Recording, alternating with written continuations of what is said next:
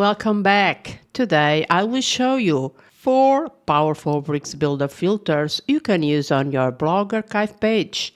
These filters let you modify dynamic data with ease. I will walk you through 4 practical examples. Let's go!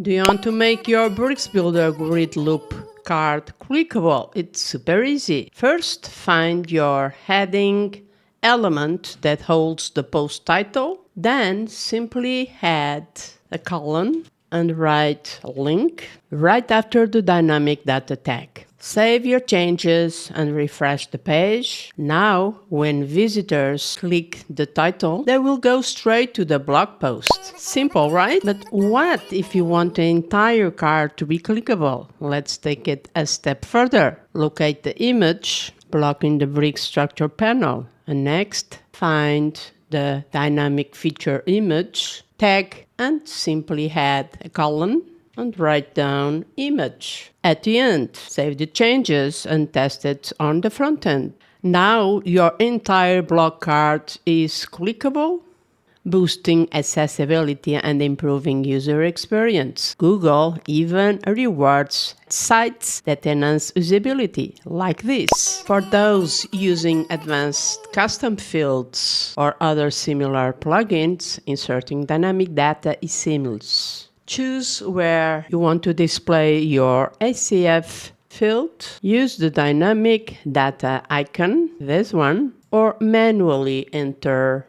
curly brackets. Locate the ACF category and you can mix static and dynamic content. For example, if you want to show a device condition, you can type device condition like this.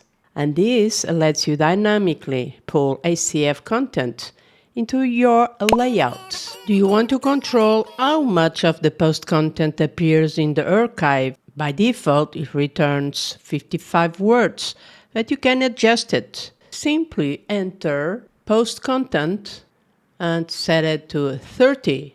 And this trims the content to 30 words, but feel free to tweak this number to match your design.